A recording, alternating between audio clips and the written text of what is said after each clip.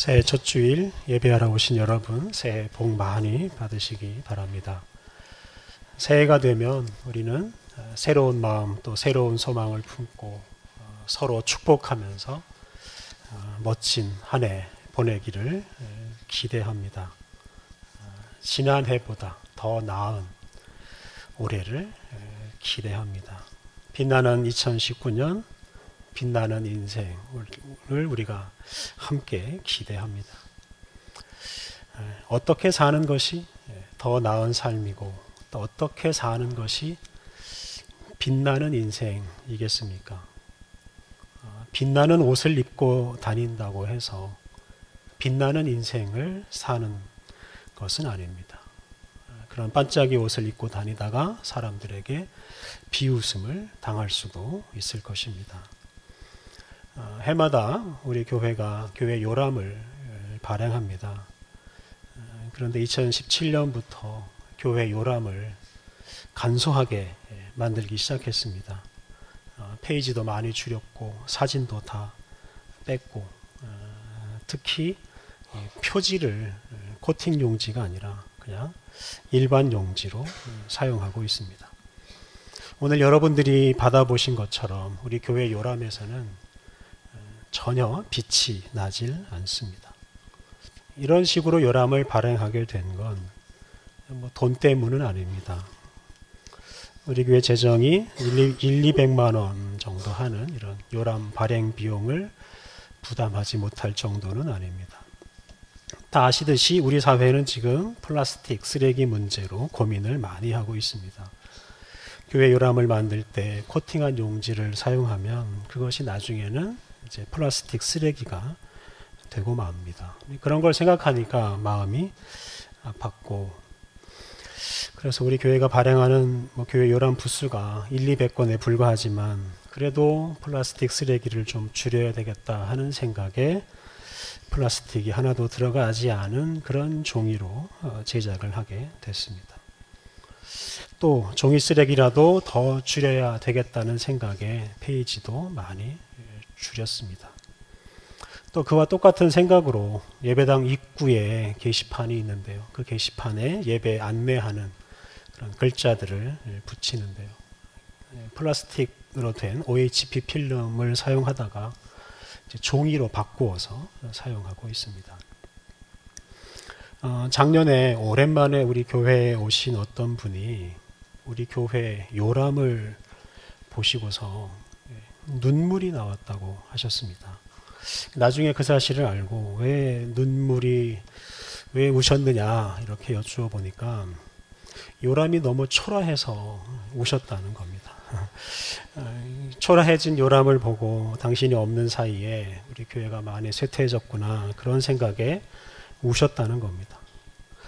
그 말씀을 듣는 순간에 우리 교회 이미지 관리를 위해서 요람을 좀 멋있게 만들어야 되겠다 이런 생각을 잠시 했습니다만 이내 그걸 유혹으로 여기고 잘 물리쳤습니다. 빛나는 요람을 만든다고 해서 우리 교회가 빛나는 교회가 되는 것은 아닙니다.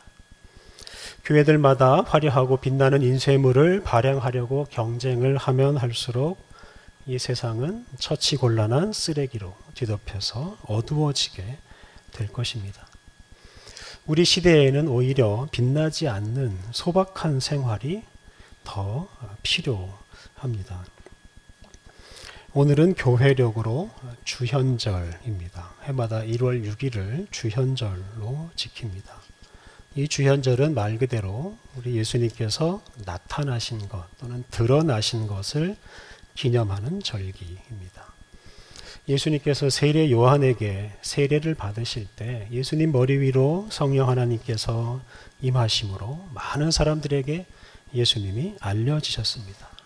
그래서 그것을 기념하는 날이기도 하고요. 오늘 본문에 나오듯이 동방 박사들이 예수님께 경배하러 예루살렘에 오고 또 예수님께 경배함으로써 예수님께서 세상에 널리 알려지신 것을 기념하기도 합니다. 이 동방정교회, 동방교회들은 이 주현절을 성탄절로 지키기도 합니다. 동유럽의 국가들은 지금도 1월 6일이나 1월 7일을 성탄절로 지킵니다. 이 주현절은 예수님께서 세상에 비밀리에 오시거나 또는 비밀리에 활동하시지 않고 환한 빛으로 오시고 또 환한 빛으로 활동하신 것을 기념하는 절기입니다. 오늘 본문에서 환하게 빛나는 예수님을 사실 찾기가 어렵습니다. 오늘 본문은 동방에서 온 박사들이 예수님께 경배하는 이야기인데요. 이 본문에서 세상에 환하게 드러나신 우리 예수님을 찾아내는 것이 오늘 본문을 묵상하는 우리들의 과제입니다. 동방의 박사들이 새로 등장한 별을 보고 온 세상을 다스릴 새로운 왕이 태어났다라고 확신하게 됐습니다. 그리고 그 왕을 찾아서 그 별을 따라 유대 지방까지 오게 되었습니다. 동방의 박사들은 새로운 왕은 당연히 그 유대라는 나라의 궁궐에 계실 것이라고 생각했습니다. 그래서 그들이 예루살렘에 있는 당시 유대를 다스리던 왕인 헤롯의 궁궐을 찾아갔습니다. 그리고 궁궐에 도착하자마자 유대인의 왕으로 나신 이가 어디 계시냐? 우리가 동방에서 그의 별을 보고 그에게 경배하러 왔노라 라고 말했습니다. 왕이 어디 있느냐? 라는 이 말을 들은 헤롯 왕과 주변 사람들의 반응이 아주 흥미롭습니다. 오늘 본문 3절 헤롯 왕과 온 예루살렘이 듣고 소동한지라. 헤롯 왕과 온 예루살렘이 그 말을 듣고 소동했습니다. 소동했다라는 이 말에는 놀라다, 경악하다 이런 뜻이 포함되어 있습니다. 헤롯 왕이나 예루살렘에 살던 그 종교 권력자들은 왕이 태어났다는 말을 듣고 놀라고 큰 소동을 벌였습니다. 동방에서 온 박사들은 새로운 왕이 태어난 것 때문에 흥분하고 기뻐하면서 그 먼 동방에서 예루살렘까지 찾아왔습니다만 예루살렘에 있는 이 왕과 다른 권력자들은 왕이 태어났다는 말을 듣고 경악을 하고 소동을 벌입니다. 그들은 하나도 기뻐하지 않았습니다. 동방에서 온 박사들이 경배하고자 했던 왕은 이 헤롯 왕이 아니었습니다. 헤롯은 그 사실 때문에 놀랄 수밖에 없었고 또 기분이 나쁠 수밖에 없었습니다. 헤롯은 자기 말고 다른 왕이 있다는 사실을 받아들이기 어려웠습니다. 사실 이것은 권력자의 당연한 속성입니다. 어떻게 한 나라에 왕이 둘이 있을 수가 있겠습니까? 헤롯은 자기 혼자 나라를 다스리고 싶어 했고 혼자 주목을 받고 싶어 했습니다. 그래서 헤롯은 오늘 본문 다음에 나오는 것처럼 박사들이 찾아가 경배한 그 왕, 아기 예수님을 죽이려고 했습니다. 그 때문에 무고한 어린이들이 많이 희생되었습니다. 본문 속에 나오는 이 헤롯은 헤롯 대왕이라고 불립니다. 이 헤롯 대왕은 주전 37년에 로마 황제에게 아부를 해서 유대와 그 주변 지역을 다스리는 권력을 얻어서 왕이 되었습니다. 그런데 헤롯은 본래 유대인이 아니었기 때문에 유대인들이 헤롯이 왕이 되는 것을 아주 싫어했습니다. 그래서 헤롯은 이 유대인들에게 잘 보이기 위해서 성전을 건축했습니다. 그 당시에 스룹바벨 성전이라고 불리는 성전, 이스라엘 민족이 바벨론 포로기 이후에 지은 성전이 있었습니다만 그 성전은 아주 작고 또 초라했습니다. 게다가 그리스 사람들, 헬라 사람들이 여러 차례 성전을 침입해서 성전을 더럽히기도 했습니다. 그래서 유대인들은 그 당시 성전에 불만이 아주 많았습니다. 헤롯은 그러한 형편을 알고 또 그러한 점을 이용하기 위해서 솔로몬이 지은 그 첫 성전보다 훨씬 크고 훨씬 웅장한 성전을 지었습니다. 그 성전 본전을 짓는 데만 10년을 걸렸고 주변까지 완공하는 데 수십 년이 걸렸습니다. 헤롯이 그렇게 크고 웅장하게 성전을 지었는데 그 성전은 이 헤롯의 통치 기반을 강화시키는데 아주 잘 사용되었습니다. 그런 면에서 그 성전은 하나님이나 유대인을 위한 성전이 아니라 헤롯 자신을 위한 성전이었고, 그 성전이 결국 자기의 치적 또 자기를 드러내기 위한 수단에 불과했습니다. 그런 성전에서 무슨 선한 일이 이루어졌겠습니까? 그 성전은 결국 종교 권력자들이 이권 다툼을 벌이는 장소가 되었고 장사꾼들이 장사하는 곳이 되어버렸습니다. 그렇기 때문에 나중에 예수님께서는 그 성전이 다 무너질 것이라고 예고하셨고 그 예고대로 로마 군대가 그 성전을 완전히 무너뜨렸습니다. 그래서 그 성전의 존속기간이 채 100년이 되지를 않았습니다. 이렇게 자신을 위해서 웅장한 성전을 지은 헤롯이 백성들을 잘 돌볼 리가 없었습니다. 그는 권력욕 때문에 자신의 가족들마저도 죽이는 아주 잔인한 사람이었습니다. 헤롯이 비록 사람들의 주목을 받는 왕이었지만 그는 세상에 해를 끼치는 왕이었습니다. 그는 빛나는 생활을 했지만 그 빛 때문에 많은 사람들이 절망과 어둠 속에서 살았습니다. 오늘 본문에 두 왕이 나옵니다. 한 왕은 지금까지 살펴본 헤롯이고 또 다른 왕은 바로 예수님이십니다. 예수님이 비록 세상의 왕으로 오셨지만 일반적인 왕의 모습은 아니었습니다. 누가복음에 나오듯이 예수님은 베들레헴의 말구유에서 태어나셨습니다. 그리고 예수님은 구유 위에 누워 있었습니다. 화려한 궁궐에서 사는 헤롯과는 대비되는 모습입니다. 동방에서 온 박사들은 헤롯의 궁궐에 오랫동안 머물지 않았습니다. 그들은 궁궐을 곧 떠나서 계속 여행을 했습니다. 그리고 그들을 인도하던 별이 베들레헴 위에 멈추어 있는 것을 보았을 때 10절 하반절 표현처럼 그들은 크게 기뻐하고 기뻐했습니다. 참 표현이 인상적인 표현입니다. 궁궐에 살던 헤롯을 만났을 때는 전혀 경험하지 못한 기쁨을 그 아기 예수님을 통해서 누리게 되었습니다.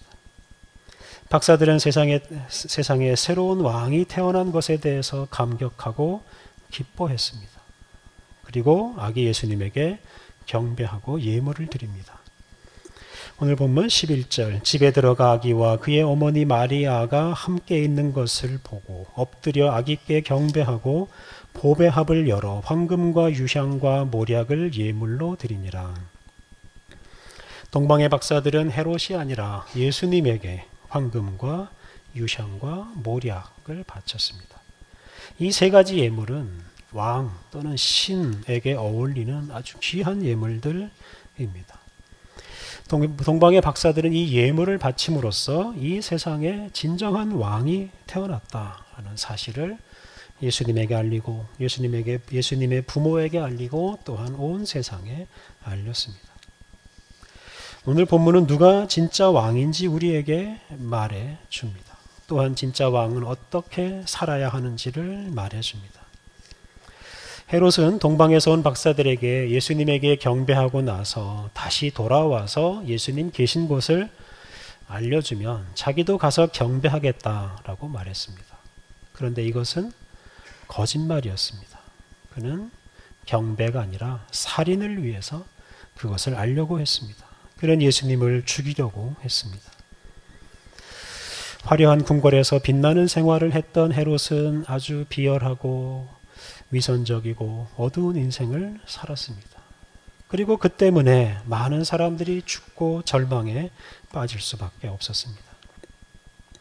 반면에 예수님은 어둡고 누추한 곳에서 태어나셨고 그곳에서도 당신을 경배하러 온 동방의 박사들에게 큰 기쁨을 주었습니다.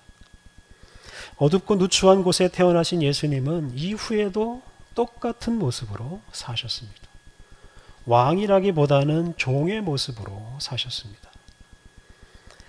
예수님은 십자가에서 죽는 것으로 비참한 죽음으로 인생을 마치셨습니다. 그런데 그런 인생으로 사람들에게 하나님의 사랑을 전하고 또 하나님 나라의 그 기쁜 소망을 주셨습니다. 예수님은 스스로 당신을 빛내려고 하지 않으셨지만 당신을 통해서 빛이 나고 수많은 사람들이 예수님을 통해서 빛을 보고 또 빛나는 인생을 살게 되었습니다. 오늘 읽은 구약의 말씀은 예수님께서 어떻게 그런 빛나는 인생을 살게 되었는지 잘 설명해 줍니다. 이사야 60장 1절부터 3절. 일어나라 빛을 발하라. 이는 내 빛이 이르렀고 여호와의 영광이 내 위에 임하였음이니라. 보라, 어둠이 땅을 덮을 것이며 캄캄함이 만민을 가리려니와 오직 여호와께서 내 위에 임하실 것이며 그의 영광이 내 위에 나타나리니 나라들은 내 빛으로 왕들은 비치는 내 광명으로 나아오리라. 이 본문에서 너는 이스라엘 민족으로 해석할 수도 있고 장차 오실 메시아로도 해석할 수 있습니다. 하나님께서 그 너라는 존재가 빛이 되고 그리고 그 빛을 보고 여러 나라와 여러 왕들이 나와서 경배할 것이라고 말씀하셨습니다. 그런데 이 너가 이렇게 빛이 되고 빛을 발하는 존재가 된 것은 여호와의 영광이 그 위에 임하셨기 때문입니다. 여호와의 영광이 임하는 것이나 영광의 하나님이 임하시는 것 같은 말입니다. 영광스러운 하나님께서 내 위에 임하심으로 이 너가 빛이 되고 빛을 발하게 되고 세상 나라와 왕들까지 그 빛으로 나와서 경배하게 되었습니다. 이것이 바로 예수님께서 빛나는 인생을 살게 된 기초입니다. 영광의 하나님과 함께 할 때 빛나는 인생이 됩니다. 인위적으로 우리 자신을 빛나게 하려고 하다가 그것이 다른 사람에게 어둠이 되고 다른 사람을 절망에 빠뜨릴 수 있습니다. 사실 이 땅에 존재했던 수많은 왕들과 권력자들이 그러했습니다. 올해는 3.1운동과 상해 임시정부 수립 100년을 기념하는 해이기도 합니다. 일제강점기에 빛나는 인생을 살았던 분들이 누구이겠습니까? 그 시대의 화려한 집에서 화려한 옷을 입고 살던 사람들은 빛나는 인생을 살았다는 평가를 받을 수가 없습니다. 그들은 오히려 민족에게 어둠과 절망을 안겨다 주었습니다. 이름도 없이 빛도 없이 나라의 독립이 하나님의 뜻이라고 믿고 재산과 생명을 바쳐서 독립을 위해 일했던 사람들, 그 때문에 가난해지고 고난 겪고 심지어 목숨까지 잃었던 사람들, 그런 사람들이야말로 빛나는 인생을 산 사람들입니다. 2019년을 맞이하는 성도 여러분, 새해에 빛나는 인생을 살고 싶으십니까? 그렇다면 여러분 스스로 여러분을 빛나게 하려고 애쓰지 마십시오. 세속적인 것들로 여러분을 치장하려고 애쓰지 마십시오. 재물이나 명예로 여러분을 빛나게 하려고 애쓰지 마십시오. 그런 식으로 빛나는 인생은 세상과 다른 사람들을 어둠에 빠뜨리고 맙니다. 우리가 화려하게 살면 살수록 세상은 더 어두워질 것입니다. 우리가 더 주목받고 싶은 욕심에 경쟁하고 싸우다 보면 세상에는 절망하는 사람들이 더 많아지게 될 것입니다. 사랑하는 성도 여러분, 우리들이 세상에 빛으로 오신 예수님과 함께 살 때 우리가 빛나는 인생을 살아갈 수 있습니다. 예수님의 말씀을 따라 살아갈 때 우리들이 빛이 되고 또한 빛을 발하며 살아갈 수 있습니다. 예수님처럼 고난과 죽음의 길도 마다하지 않을 때 세상이 우리들을 통해서 예수님을 보게 되고 빛을 보게 되고 소망을 찾게 될 것입니다. 사랑하는 성도 여러분, 새해 예수님과 함께 살아감으로 세상을 비추는 빛으로 또한 세상의 빛으로 복된 나날을 보내시기 바랍니다. 함께 기도하시겠습니다. 예수 그리스도를 보내 세상에 빛을 비추어 주신 하나님 감사합니다. 예수님이 우리의 빛이요 온 인류의 희망임을 믿습니다. 새해를 맞이하는 우리들 오직 예수 그리스도의 빛을 따라 살기로 다짐하게 하옵소서. 화려하고 빛나는 것들을 추구하느라 세상을 절망에 빠뜨리지 않도록 하나님 우리에게 빛이신 예수님만 바라볼 수 있는 믿음을 주옵소서. 예수님 말씀에 순종하며 또한 고난과 죽음의 길을 가신 예수님을 따라서 살아감으로 세상에 빛을 비추는 복된 2019년을 보내게 하여 주옵소서. 예수님의 이름으로 기도드립니다. 아멘.